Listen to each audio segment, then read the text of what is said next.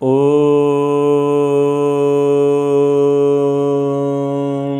सहना भवतु सहनौ भुनक्तु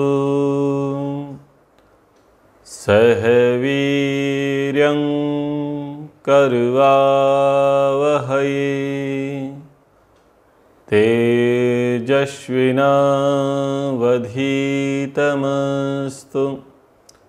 मा विद्विषावहै। ओम शांति शांति शांति। सांख्य दर्शन प्रथम अध्याय 55वें सूत्र से हम आगे विचार करेंगे। मनुष्य संसार में आकर अपनी बुद्धि से, परिवार की शिक्षा से, लोगों की संगति से, इन सब से प्रभावित होकर के संसार में कितना दुख है, संसार में कितना सुख है, ठीक ठीक वो नहीं जान पाता है। मनुष्य का जो वर्तमान क्रियाकलाप है, कार्य व्यवहार है, वो कितना शुद्ध है, कितना अशुद्ध है, इसका भी वो पूरा पूरा ठीक ठीक विवेक नहीं कर पाता है। इस जीवन की भागदौड़ में लोग बस जिए जा रहे हैं। जीवन का उद्देश्य क्या है, ये जीवन क्यों है, किस लिए है, ये नहीं पता। लेकिन जीवन में एक चीज कॉमन है, वो है प्रतिस्पर्धा। इस भागदौड़ की जिंदगी में प्रतिस्पर्धा कॉमन है। व्यक्ति तुलना किए जा रहा है। अपने से छोटों को वो हेय की दृष्टि में देख रहा है, उनसे घृणा कर रहा है, और स्वयं को उनसे बड़ा मान करके अभिमानी हो रहा है। जो उनके बराबर के हैं उनके साथ वो नित्य प्रतिदिन प्रतिस्पर्धा में लगा है। जो बराबर के हैं उनके भोगों से अपने भोगों की तुलना करता है, या तो उससे आगे बढ़ने का प्रयास करता है अथवा उसके भोगों को नष्ट करने का प्रयास करता है, अथवा उसके भोग साधनों को देख करके दुखी होगा। तीन काम करेगा। और जो उससे ऊपर है उससे ईर्ष्या करता है, चिढ़ता है। तो इसी प्रतिस्पर्धा में वो सबका जीवन चला जा रहा है। पांचों इंद्रियों के भोगों को भोगने के लिए दौड़ मची हुई है। कोई रूप से प्रभावित है, दूसरों को रूपवान वस्तु मिल गई है, मुझे नहीं मिली है, इससे वो दुखी है। दूसरों को रूपवान वस्तु नहीं मिली है, मुझे मिल गई है, इस बात से वो सुखी है और अभिमान में है। और एक रूपवान वस्तु पर दो लोगों का निशाना है, तो वहां प्रतिस्पर्धा है कि पहले कौन प्राप्त करेगा। अब मेरा सहपाठी, सहयोगी उस रूपवान वस्तु को प्राप्त ना कर ले तो उसकी ये बुद्धि अलग चलती है। और जिनको उनसे अधिक रूपवान वस्तुएं प्राप्त हैं उनसे वो द्वेष करते हैं, ईर्ष्या करते हैं, और ये प्रयास करते हैं कि इनको तो मिल गया, हमको नहीं मिला। इसके लिए वो भाग्य को दोष देते हैं, भगवान को दोष देते हैं, कर्मों को दोष देते हैं। और कुछ लोग इतने को भी दोष ना दे करके बस इस पर दोष देते हैं कि इसे क्यों मिला। इसी बात पर दोष है उनका, इसी बात पर जोर है उनका कि इसको क्यों मिला। ऐसे ही स्पर्श की भागदौड़ है। सुखद अनुभूति चाहते हैं, अच्छा छूना चाहते हैं, अच्छा स्पर्श चाहते हैं। थकावट होती है, हाथ पैर दर्द करते हैं, तो वहाँ स्पर्श की अपेक्षा होती है कि कोई हाथ पैर दाव दे, मालिश कर दे। लेकिन अपने से निकृष्ट, अपने से छोटे व्यक्ति को वो देखता है कि उसको स्पर्श सहयोग मिल रहा है, मुझे नहीं मिल रहा। उसके हाथ पैर दबाने वाले, उसकी चंपी करने वाले, उसके मालिश करने वाले हैं, मेरे नहीं है। यानी स्पर्श का सुख उसे मिल रहा है, मुझे नहीं मिल रहा। इस बात से दुखी है। और दूसरी स्थिति क्या है? वो सुखी है कि स्पर्श का अनुभव मुझे मिल रहा है, अन्यों को नहीं मिल रहा है, बस इसलिए अभिमान में हूं। और लोगों को बताने के लिए कि देखो मेरे पास कितना स्पर्श सुख है, उसको वो प्रचारित करता है, प्रदर्शित करता है। और जो उससे अधिक स्पर्श सुख पाने वाले होते हैं उनके प्रति ईर्ष्या करता है, जलन रखता है उनके प्रति। इनके सेवक, इनके अनुचर तो बहुत है। फिर वही बात, या तो भाग्य को कोसा जाएगा, या कर्मों को रोना रोया जाएगा, या भगवान पर दोषारोपण किया जाएगा। ये तीन स्थिति होती हैं। तो ऐसे ही रूप का, रस का, शब्द का, स्पर्श का, गंध का, इन पांचों विषयों का जो भोग है, उस भोग की प्रतिस्पर्धा संसार में चल रही है। कोई पांचों इंद्रियों को, भोगों को प्राथमिकता देता है, तो कोई रूप को, कोई रस को, कोई शब्द को, कोई स्पर्श को, कोई गंध को, अलग अलग को वो प्राथमिकता देते रहते हैं। फिर इतनी तो प्राथमिकता दी जा रही है, फिर एक पहाड़ टूट पड़ता है गुण वृत्ति विरोध का। गुणों की वृत्तियों में विरोध होता है। सत्व रज तम का प्रभाव सतत नहीं रहता, वो परिवर्तनशील है। तो वहां गुणों की वृत्ति का विरोध होता है। फिर काम, क्रोध, लोभ, मोह, इन विकारों का आ जाना हो जाता है, इनका आगमन हो जाता है। तो कुछ लोग क्या कहते हैं कि ये क्यों आते हैं, उनके निवारणार्थ वो वैद्यक के पास जाते हैं, चिकित्सक के पास जाते हैं, मनोवैज्ञानिक के पास जाते हैं। उनको लगता है कि ये बुरे हैं। कुछ लोग उनकी निवृत्ति के लिए जाते हैं कि चलो सत्संग में चलो। और कुछ लोग क्या मानते हैं कि इनका पोषण करना, इनकी पुष्टि करना ही जीवन का चरम उत्कर्ष है। मैं अपने क्रोध के साथ कभी कॉम्प्रोमाइज नहीं करूंगा, मैं अपने क्रोध को पाले रखूंगा। लोभ को, मोह को, ईर्ष्या को, जो भी दोष हैं, उन दोषों को वो दोष नहीं मानता। अपने अंदर हैं, अपने अंदर के दोषों को नहीं मानता। दूसरे को बोलता है तेरी वजह से होता है, मेरी वजह से नहीं होता। बस वो उनको पालन करना, उनको पोषण करना, उनको तृप्त करना, इसी में वो अपने जीवन का उत्कर्ष मानता है और इसी में पूरा जीवन व्यतीत कर देता है। परंतु वो अपने क्रोध को, अपनी मूर्खता को, अपने हठ को, अपने अविवेक को, अपने लोभ को वो छोड़ने के लिए तैयार नहीं है। तो कुछ से इस प्रकार से पाले बैठे हैं, कुछ लोग पीड़ित हैं और कुछ को समझ में नहीं आ रहा। जब ये सामान्य लोग जिनकी अभी चर्चा हुई, ये अपने से विशिष्ट लोगों का जब ये सानिध्य प्राप्त करते हैं, इनकी ऊर्जा से जब ये प्रभावित होते हैं, तो इनकी जो ऊर्जा होती है, जो सामान्य लोगों की ऊर्जा होती है, वो धूमिल हो जाती है, फीकी पड़ जाती है। और विशिष्ट व्यक्ति की ऊर्जा से प्रभावित होकर के उसके ये अनुगामी बन जाते हैं, उसके अनुचर बन जाते हैं। वो विशिष्ट व्यक्ति क्यों है? क्योंकि कला में, विद्या में, योग्यता में वो निपुण होगा, विशेषज्ञ होगा,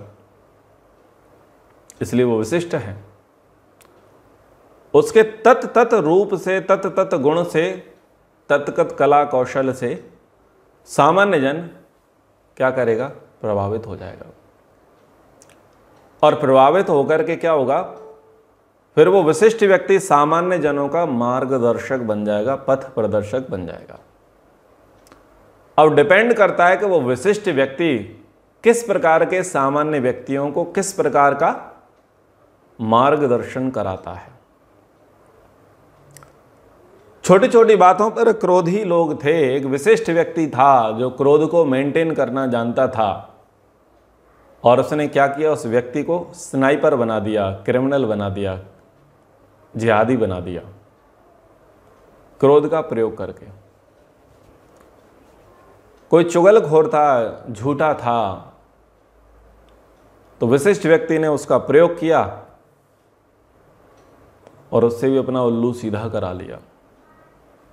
कुछ लोग धर्मांध प्रकृति के थे, बस आप जो कह दो वही स्वीकार लेंगे। तो कुछ लोगों ने, जो विशिष्ट लोगों ने, उनकी ऊर्जा का, उनकी बुद्धि का उस प्रकार का प्रयोग किया और अपना उल्लू साध लिया। तो समाज में विशिष्ट प्रकार के लोग क्या करते हैं, अपना प्रभाव सामान्य जनों पर दिखाते हैं और जैसा विशिष्ट व्यक्ति होता है वैसा वैसा वो सामान्य जनों को आकर्षित कर लेता है, खींच लेता है और सामान्य जन उस विशिष्ट के साथ जुड़ जाते हैं। जैसे कि हमारे भारत में टुकड़े टुकड़े गैंग है, वो टुकड़े टुकड़े गैंग कौन है? विशिष्ट लोग हैं। जैसे हमारे भारत में धर्मांतरण कराने वाले लोग हैं, वो कौन है? विशिष्ट लोग हैं। धर्मांतरण कराने की योग्यता उनके अंदर है। कुछ लोग लव जिहाद की योग्यता वाले हैं, उनके अंदर वो योग्यता है और उस प्रकार के सामान्य लोगों को वो आकर्षित कर लेते हैं। कुछ लोगों के अंदर करप्शन की योग्यता है और वो सामान्य लोगों को करप्शन के जाल में फंसा लेते हैं। कुछ लोगों के पास नेटवर्किंग पावर अच्छी है और लोगों का वो मिसयूज कर बैठते हैं। कुछ लोगों के पास दंगे कराने की योग्यता है और वो सामान्य व्यक्तियों को, जो दंगे के योग्य हैं, उनको उस दंगे के कार्य में लगा देता है। कुछ लोगों की योग्यता है कि राष्ट्र पर मर मिटने के लिए वो उनमें प्रेरणा का संचार कर सकता है, बल फूंक सकता है। तो वैसे वैसे सामान्य लोगों को वो लेगा और राष्ट्र की बलिवेदी पर आहूत करा देगा। तो समाज के जो अलग अलग जो पद हैं, जिन पदों पर लोग अभिषिक्त हैं और लोगों को प्रभावित कर रहे हैं, वो प्रभावित करने वाला व्यक्ति विशिष्ट है, विशिष्ट योग्यता वाला है। कोई योग के विषय में ज़्यादा जानता था, कोई आयुर्वेद के विषय में ज़्यादा जानता था, कोई पत्रकारिता के विषय में ज़्यादा जानता था, कोई कला कौशल के विषय में ज़्यादा जानता था, कोई अभिनय के विषय में ज़्यादा जानता था, लोगों को मूर्ख बनाने के विषय में लोग ज़्यादा जानता था, करप्शन कैसे किया जाए इस विषय में ज़्यादा जानता था, समाज में ड्रग्स, अफीम, चरस, गांजा कैसे फैलाए जाए ये जानता था, समाज की सांस्कृतिक मूल्यों को कैसे नष्ट भ्रष्ट किया जाए जो ऐसा जानता था। और कुछ लोग वैसे थे सकारात्मक दृष्टिकोण के, समाज को मुख्य धारा में कैसे लाया जाए, लोगों को धर्म पथ पर कैसे चलाया जाए, राष्ट्र की उन्नति किस प्रकार से किया जाए, परिवारवाद को कैसे इकट्ठा किया जाए, परिवारों को टूटने से कैसे बचाया जाए, रिश्तों को टूटने से कैसे बचाया जाए। तो जो जो उस फील्ड में विशिष्टता वाले थे, उन्होंने उन सामान्य जनों को चुन लिया। तो क्या अर्थ समझ में आया? सामान्य लोग पहले तो प्रतिस्पर्धा में लगे थे, 5 भोगों के भोगने में लगे थे। उनको यही नहीं पता था कि जीवन का विशेष उद्देश्य क्या है, बस वो जिए जा रहे थे। कुत्तों की तरह, गधों की तरह, भेड़ों की तरह, पशुओं की तरह जिए जा रहे थे। पर विशिष्ट व्यक्ति का सानिध्य प्राप्त हुआ और विशिष्ट व्यक्ति का सानिध्य प्राप्त होकर के वो कुछ कर पाए। लेकिन उन्होंने वो जिस विशिष्ट व्यक्ति को पकड़ा, वो विशिष्ट व्यक्ति की योग्यता क्या थी और विशिष्ट व्यक्ति ने जो मार्ग दिखाया, वो मार्ग जो है गवेषणा का विषय है, अनुसंधान का विषय है, वास्तविक मार्ग कैसा था। लेकिन इन सब विशिष्टों से भी एक अति विशिष्ट व्यक्ति है, वो है प्रभु भक्त। वो अति विशिष्ट है, प्रभु भक्त है, जिन्होंने देखा कि वास्तव में ये रूप, रस, शब्द, स्पर्श, गंध, ये गुणवृत्ति विरोध, ये त्रिविध दुख किस प्रकार से मनुष्य को प्रभावित करते हैं। ये कैसे काम, क्रोध, लोभ, मोह, ईर्ष्या, द्वेष, आलस्य, निंदा, चुगली, अहंकार, ये जो विकार हैं, वो विकार कैसे मनुष्य को देवत्व से हटा करके और राक्षसत्व की ओर लेकर के चले जाते हैं। जिन्होंने इसको देखा, जाना, समझा और जिन्होंने ये माना कि जीवन का अंतिम लक्ष्य क्या है, जीवन का अंतिम उद्देश्य क्या है, जिन्होंने ऐसे जाना, ऐसे प्रभु भक्त योगियों ने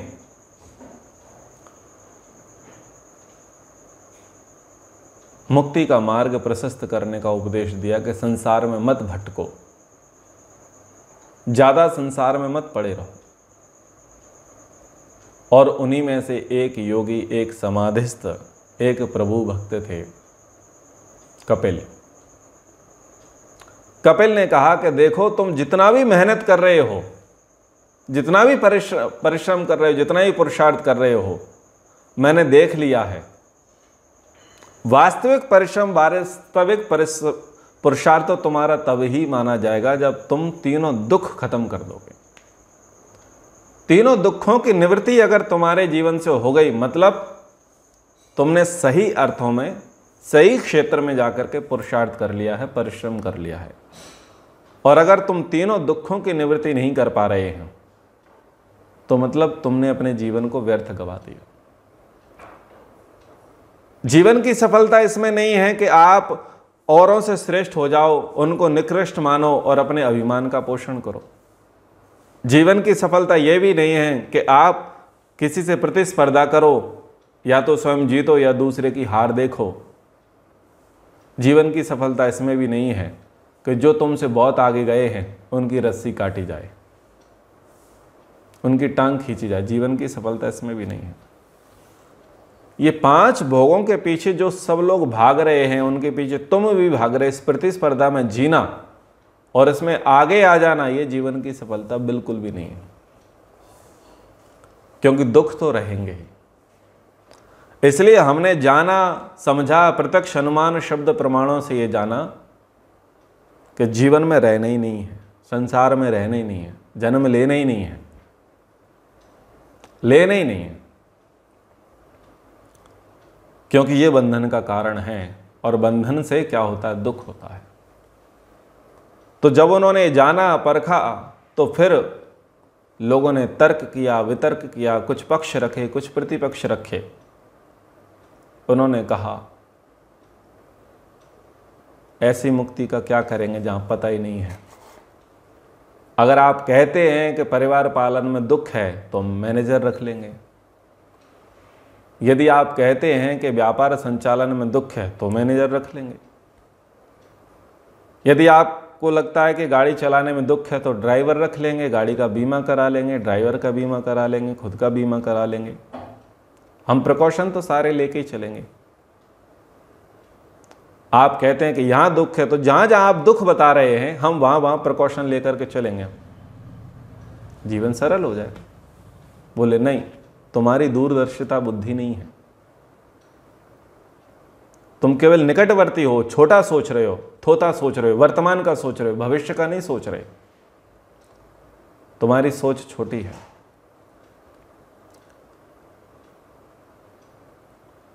दूसरों के अनुभव से लाभ उठाओ, जो तत्वज्ञानी हैं उनके अनुभव से लाभ उठाओ। और वो ये कह रहे हैं कि जन्म लेना ही बंद करो, बंधन में आना ही बंद करो। तो उसने पूछा बंधन क्यों होता है? तो बोले कुछ बुद्धि लगाओ, क्यों बंधन हो रहा है, क्यों दुख हो रहा है, किस कारण से मारे जा रहे हो, किस कारण से पीड़ित हो रहे हो, प्रताड़ित हो रहे हो, पता करो कारणों का। पहले समस्या जानो, समस्या क्या है। समस्या के बाद समस्या का कारण समझो, और जब कारण स्पष्ट हो जाए तो कारण के निवारण का समाधान ढूंढो। तो यहां तक 55वें सूत्र तक यह चर्चा हो चुकी।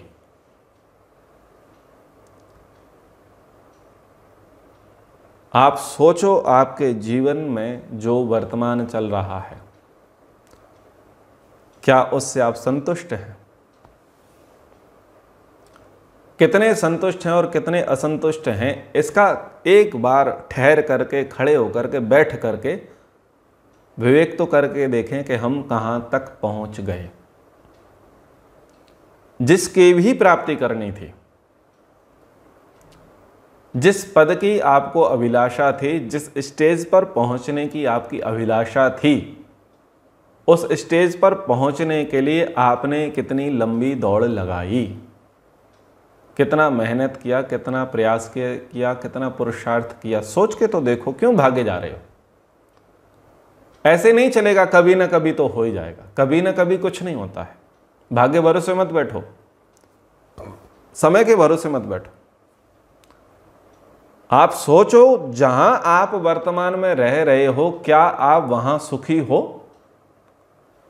जिसके साथ रह रहे हो क्या उसके साथ आप सुखी हो? पहले ये सोचो।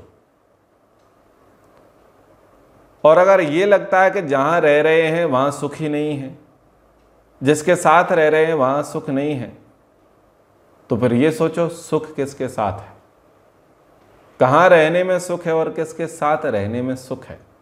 तो पहले तो जानो वर्तमान में कि खड़े कहां हैं, हमारी स्थिति क्या है,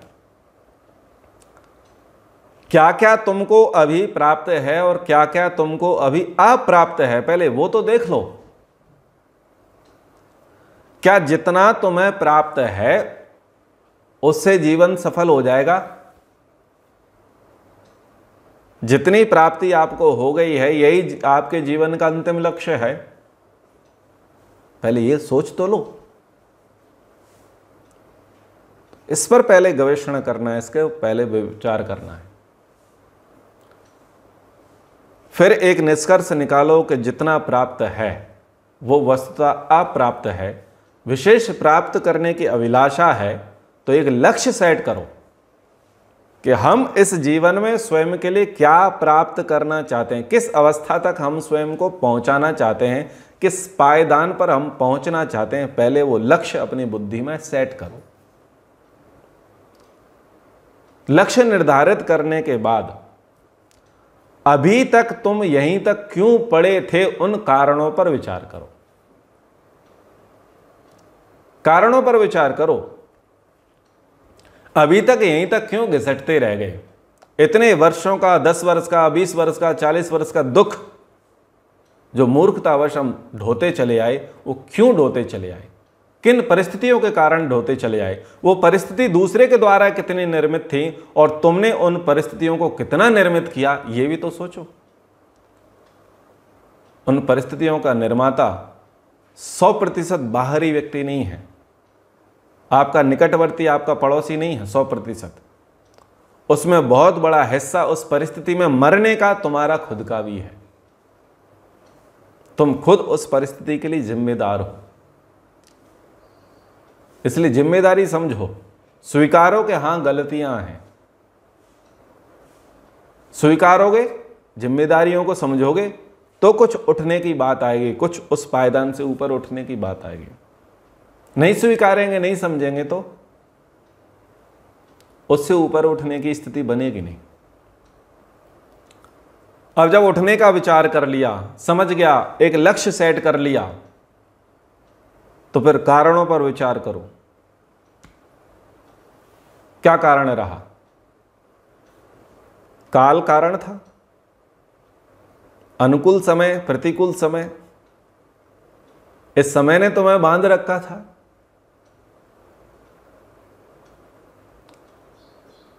क्या देह का धर्म, तुम तब छोटे थे,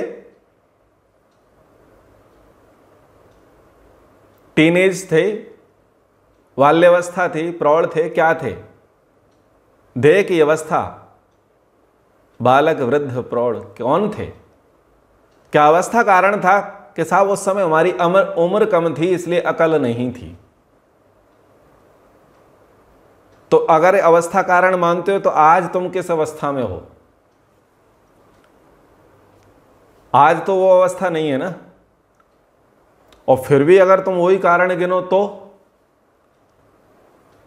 कारण ढूंढो। क्या शरीर रूपी जो घर है वो घर कारण है कि साहब उस घर में रह रहे थे? वो घर एक ऐसा कारण था जिसके कारण से हमारे कदम घर से बाहर नहीं निकले। जैसे इंद्रिय, अंतःकरण आत्मा के सहयोगी हैं, तो क्या परिवार के सदस्य वो कारण थे? क्या पारिवारिक लोगों के साथ जो संबंध था वो संबंध वो कारण था? जिस कारण के कारण आप नहीं निकल पाए। सब कारणों पर विवेचना करो, विचार करो। सारे कारण थोते समझ में आएंगे, छोटे समझ में आएंगे। यह बहाना बना देना कि साहब समय नहीं मिला, यह बहाना बना देना कि साहब उस समय हमारी उम्र कम थी, यह बहाना बना देना कि परिवार के हालात वैसे नहीं थे, आज क्या ठीक हो गया? क्या आज समय ठीक हो गया? क्या आज परिवार ठीक हो गया? क्या तुम्हारी उम्र ठीक हो गई? मूल कारण है अज्ञान। मूल कारण अज्ञान है, मूर्खता है जो तुम में भरी है। तुम ये कहो कि अवस्था कारण है, तो तुमसे कम लोग, तुम्हारी कम अवस्था वाले न जाने कितने बड़े तुर्रम खां हो जाते हैं। अवस्था कारण नहीं हो सकती। तुमको समय कारण था, तो उसी समय में न जाने कितने लोगों ने स्वर्णिम इतिहास लिख दिया, उसी समय में जब तुम समय का रोना रो रहे थे। तुम ये कहो कि पारिवारिक परिस्थितियां कारण थी, तो इतिहास उठा करके देखो, जिनकी परिवार की विपरीत परिस्थितियां थी और विपरीत परिस्थितियों में जाकर के जो उठ करके खड़े हो गए। तुम परिवार का रोना रोते हो, लोग रोते हैं। समझते चलना, हम अलग अलग कारण गिनाते रहते हैं, खुद का कारण नहीं स्वीकारते कि हमारा माथा खराब है।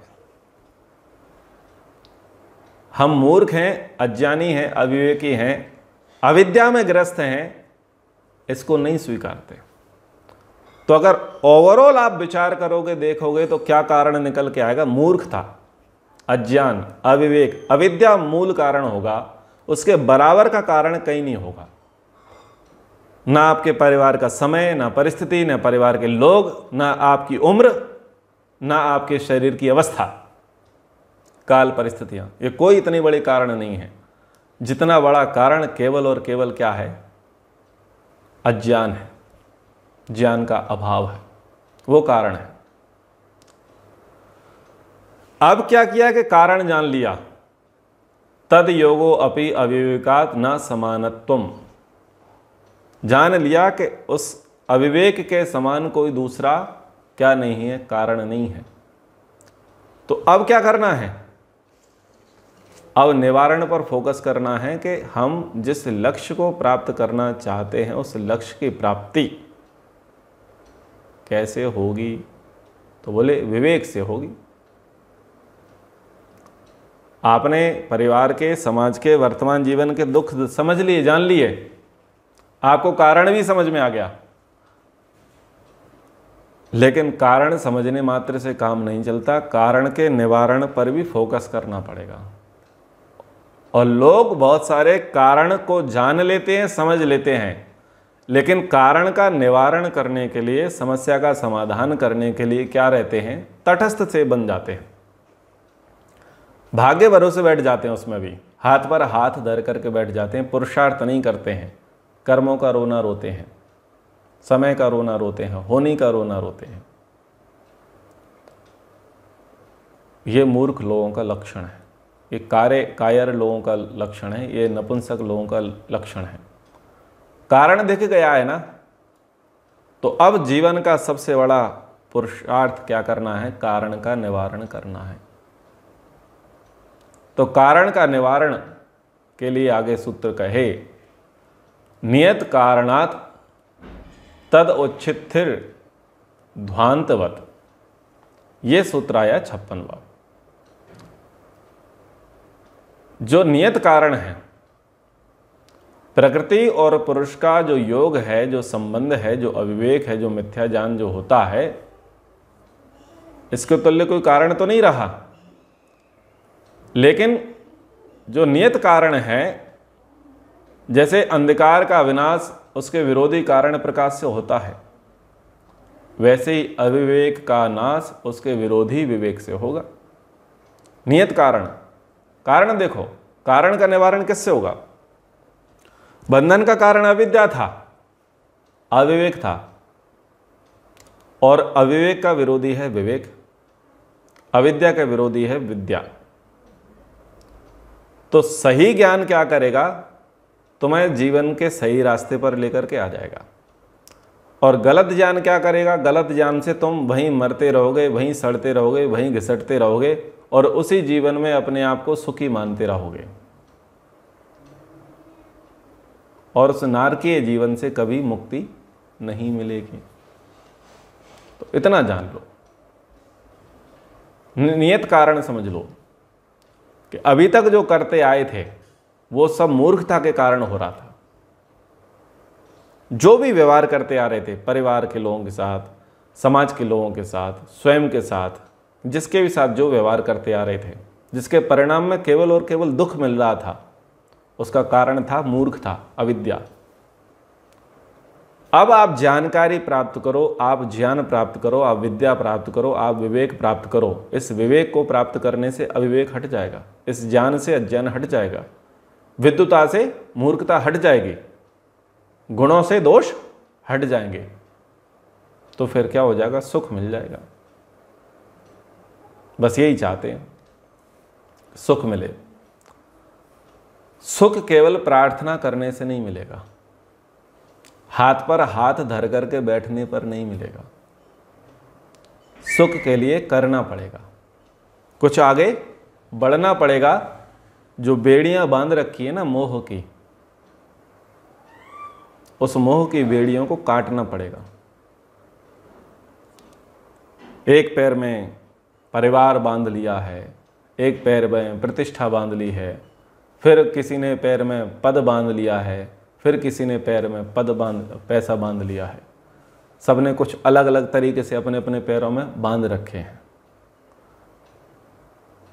क्यों बांध रखे हैं? बंधु हैं वो, बंधु हैं, और बंधुओं का काम क्या है? बांधना। और उन बंधुओं के प्रति क्या है? मोह है। फिर तो भगवान भी आकर के ना छुड़ा सके,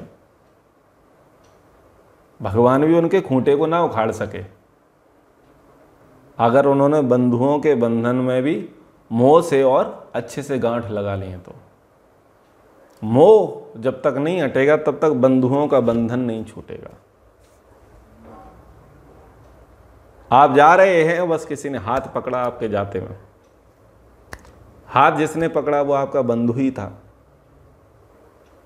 हाथ तो सब पकड़ते हैं, रोकने का प्रयास तो सभी करते हैं, डिपेंड करता है मोह था क्या। जब मोह के बंधन से बांधा जाएगा फिर छोड़ना और छूटना बड़ा मुश्किल हो जाएगा। आगे चलना चाहेंगे फिर भी कदम पीछे मुड़ने का ही भाव होगा। क्यों? बांधा किससे? जाते हुए को रोका किससे? मोह के बंधन से। फिर विधाता भी ना खुला सके। तो मोह के बंधन को काटो, मोह के बंधन को छोड़ो। मोह के बंधन को छोड़ोगे तो जो पकड़ा है, तो पकड़ने के लिए तो दुनिया पकड़ती है, आप आराम से छुड़ा सकते हैं हाथ। लेकिन यदि किसी ने मोह के साथ हाथ थामा, हाथ पकड़ा, और फिर आप उससे हाथ छुड़ा करके देखो, तुम भी टूट जाओगे और सामने वाला भी पूरी तरीके से चूर चूर हो जाएगा। लेकिन अगर आप मोह हटा दो, मोह हटा दोगे तो क्या होगा? आप उससे प्रभावित नहीं होगे। वो भले ही प्रभावित होता रहे, तुम प्रभावित नहीं होगे। बोले मूर्ख है भाई, काम हो गया, आगे बढ़ो, जिम्मेदारियां निभा चुकी, आगे बढ़ो। और तुम हमको फिर से खूंटे से बांधे रखते हो तो तुम मूर्ख हो। हमने अपनी जिम्मेदारी पूरी की, इसलिए मोह के बंधन से मत बांधो। वानप्रस्थ में आकर के बस यही होता है। जब 60 साल के हो जाते हैं ना, तो पति पत्नी, पुत्र पुत्री, नाती पोता, वो सारे सारे, फिर घर दुकान मकान, ये सब बंधन हो जाता है, बंधु हो जाते हैं। इसमें रहते हैं रेगुलर, इन लोगों के साथ रहते हैं, ये सब हमारे बंधु हो जाते हैं और बंधु हमको बांधते हैं। और यदि मोह हो जाए तब वानप्रस्थ नहीं हो सकता। मोह हुआ, वानप्रस्थ कभी नहीं होगा। मोह हटाना पड़ेगा, और मोह हटा करके बोलोगे मैंने अपना काम कर लिया, मैंने अपना जीवन तुम्हें जितना देना था दे दिया, अपना समय जितना देना था दे दिया, संपत्ति जितनी देनी थी दे दी, मैंने अपनी पूरी जिम्मेदारी पूरी निष्ठा के साथ निभाई है, तो वो प्रेम से हाथ छोड़ देगा। और तुम ये रोते हो, चिल्लाते हो, पकड़ते हुए, तुम्हारी मूर्खता है। क्योंकि जब एक व्यक्ति जो छोड़ने वाला मोह के बंधन से मुक्त हो गया है, तो वो अच्छा उपदेश कर सकता है, समझा सकता है। और मोही को कभी उपदेश समझ में आता नहीं है। जो मोह मुक्त हो गया है वो उपदेश दे देगा, लेकिन जो मोह में है उसे कुछ समझ में नहीं आएगा, वो ये कहेगा मुझे तो केवल तू चाहिए, बाकी सब भाड़ में जाए। धृतराष्ट्र को समझ में आया था क्या विदुर की बातें? विदुर मोह से मुक्त था और धृतराष्ट्र मोह से युक्त था। विदुर ने बहुत अच्छी बातें करी, तो जो मोह से मुक्त है वो बहुत अच्छी बातें कर सकता है, और जो मोह से युक्त है उसे बहुत अच्छी बातें सुनाई जा सकती हैं, पर वो समझेगा नहीं। उसका लेकिन किंतु परंतु सदा जीवन में चलता रहेगा। तो मोह हटाओ, मोह हटा करके ही कुछ निर्णय आप ले पाओगे, कुछ आगे बढ़ पाओगे। जब तक मोह नहीं हटेगा तब तक आप बंधुओं से, बंधनों से छूट नहीं सकते। तो नियत कारणत, आप नियत कारण जान लो कि ये जो मेरी मूर्खता है, ये जो मेरे दुख हैं, परेशानियां हैं, कष्ट हैं, पीड़ा हैं, इसका नियत कारण क्या है, कारण क्या है, उस कारण का निवारण ढूंढ लो। अगर मैं ऐसा ऐसा करने लग जाऊं तो मुझे जीवन में दुख हो ही नहीं। आप अपने व्यवहार से आप अपने ही सहयोगी को पीड़ित कर रहे हैं। सहयोगी को बार बार पीड़ित करते हैं, बस वो समझ में तुम्हें आना चाहिए कि तुम अपनी मूर्खता के साथ अपने सहयोगी को पीड़ित कर रहे हो। और जब आप पीड़ित करते हो तो प्रतिक्रिया में क्या मिलता है? प्रतिक्रिया में दुख मिलता है, क्योंकि सहयोगी को पीड़ित किया, पीड़ित होकर के वो दुखी हुआ, दुखी होकर के उसने कुछ प्रतिक्रिया की, उसकी प्रतिक्रिया से तुम दुखी हुए, हो गए ना, दुखी हो गए। क्या दुखी होने के लिए जीवन लिया है? क्या दुखी होने के लिए संबंध में रहे हैं? क्या दुखी होने के लिए परिवार में आए हैं? दुखी होने के लिए नहीं आए ना। हम संबंधों में आए हैं, परिवार में आए हैं, किस लिए आए हैं? सुखी होने के लिए, सुखी होने के लिए आए हैं, दुखी होने के लिए नहीं आए। ना हम दूसरे को दुख देना चाहते, ना हम दूसरे से दुखी होना चाहते। इसके लिए हम ना परिवार में आए हैं, ना संबंधों में आए, सुखी होने के लिए आए हैं।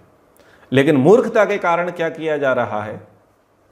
मूर्खता के कारण खुद भी दुखी हो रहे हैं और संबंधी को भी क्या दे रहे हैं? दुख दे रहे हैं, और फिर प्रतिक्रिया में और ज्यादा दुख मिलता है।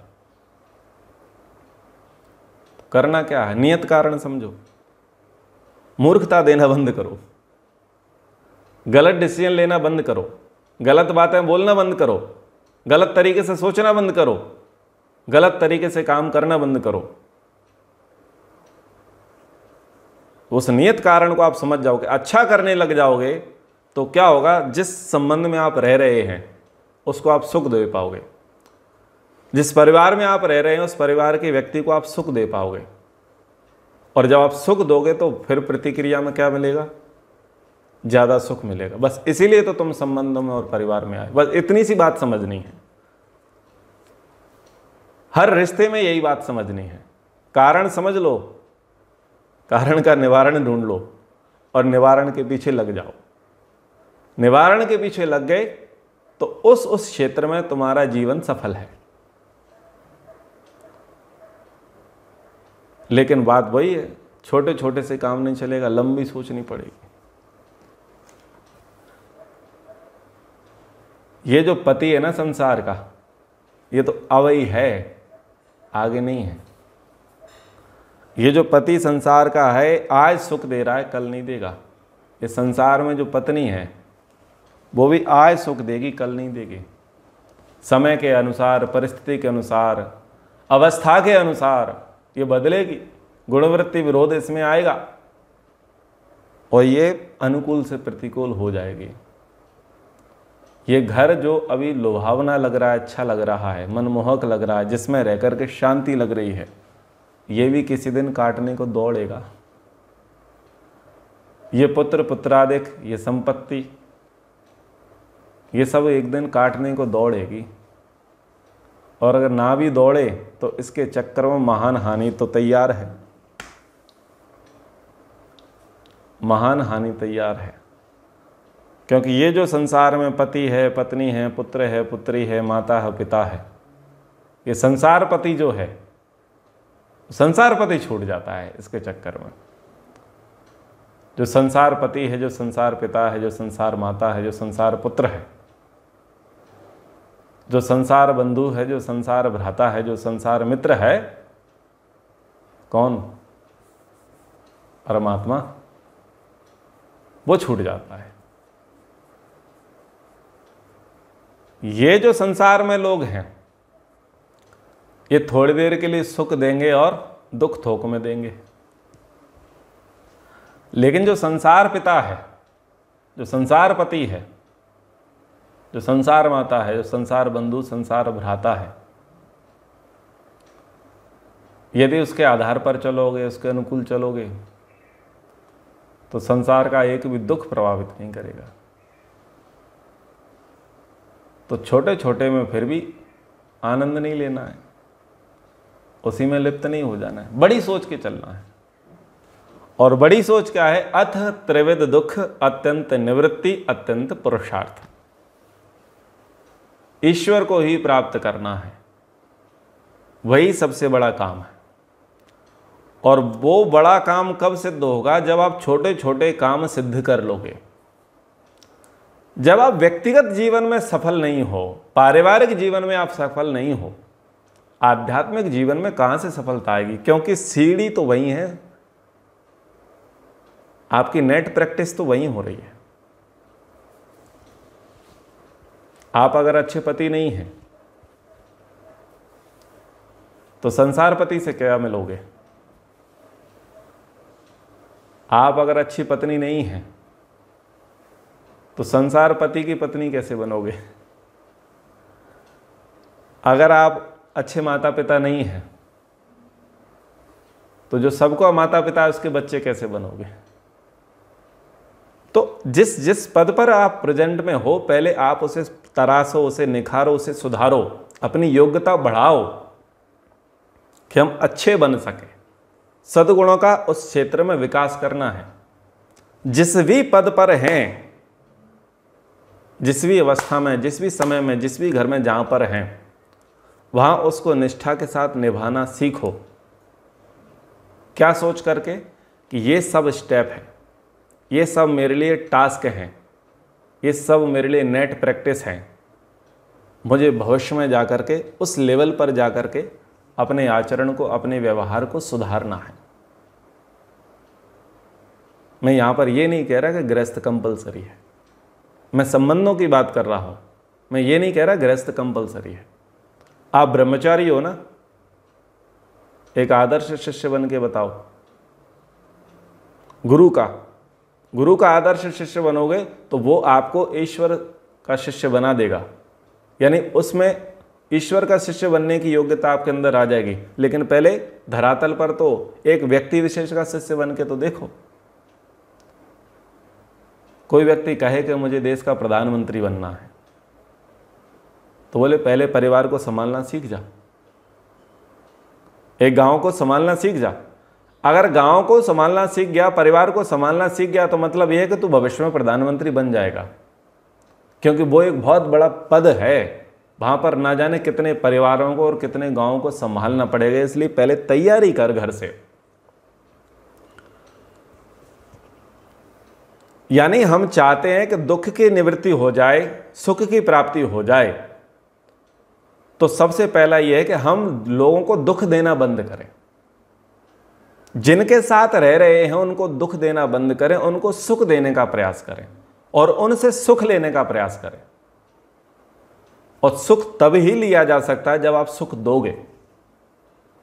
आप दुख देते रहो और बदले में सुख मांगो, यह संसार में कहीं किसी से भी नहीं मिल सकता। संसार में पहले सुख दो फिर सुख लो, ये जब बुद्धि आपकी आ जाएगी तो फिर आप संसार पति को भी सुख दे पाओगे और उससे भी सुख ले पाओगे, वहां से भी ले पाओगे। तो जहां पर भी जिस भी रिश्ते में हैं, जिस भी पद पर आप हैं, तो वहां आपके कारण दुख नहीं होना चाहिए, आपके कारण सुख की बढ़ती होनी चाहिए, ये फोकस होना चाहिए। धीरे धीरे आप अभ्यास करो, क्या मान करके कि ये तो केवल सीढ़ियां हैं। मेरा अंतिम लक्ष्य क्या है? मेरा अंतिम लक्ष्य है परम पिता परमेश्वर की सन्निधि प्राप्ति। उस परम गुरु का शिष्य बनना, उस परम मित्र की मित्रता स्वीकार करना, उस परम बंधु के बंधन में आना, उस परम देवता की आराधना करना। पर शुरुआत यहीं से करो, घर से करो। जिस जगह पर हो, जिस पद पर हो, जिस परिस्थिति में, वहां से शुरुआत करो। नहीं तो वो गीत बिल्कुल ठीक है कि संसार से भागे फिरते हो, भगवान को तुम क्या पाओगे। इस लोक में तुम सुख पा ना सके और परलोक में फिर पछताओगे। लेकिन यहां ये भाव नहीं है कि इसी को भोगो, इसी को करो। यहां अभ्यास करो, केवल समझो, अपनी योग्यता बढ़ाओ और लक्ष्य हमेशा ध्यान में रहे। अगर लक्ष्य छूट गया, अगर लक्ष्य ध्यान में नहीं रहा, तो पूरा जीवन इन्हीं संबंधियों को सुख देते, सुख लेते, दुख देते, दुख लेते, इसी में बीत जाएगा। तो आप सब इस पर विचार करें, आवश्यक है विचार करना, और निसंदेह हम सभी इस पर बहुत अच्छा विचार करेंगे। व्यक्तिगत जीवन को देखेंगे, जानेंगे, समझेंगे, आत्मनिरीक्षण करेंगे, आत्मचिंतन करेंगे। किन किन कारणों से दुख है, उन कारणों को समझें, उन कारणों का निवारण कैसे होगा ये जानें, और निवारण करने के लिए क्या क्या करना है, उस पद्धति को भी, उस तकनीकी को भी जानने समझने का प्रयास करें। आगे महर्षि कपिल जी बताएंगे कि संसार में बंधन का कारण अविद्या है, और अविद्या का नियत कारण विद्या है। यानी अविद्या किससे हटेगी? विद्या से। अविवेक किससे हटेगा? विवेक से। तो कैसे विवेक जागृत करना है, उसके लिए फिर एक पूरी सृष्टि की रचना प्रसंग वहाँ पर दिखाया गया है। उसको हम आगे की कक्षा में पढ़ेंगे। समय के अनुसार कक्षा को यहाँ पर विराम करते हैं।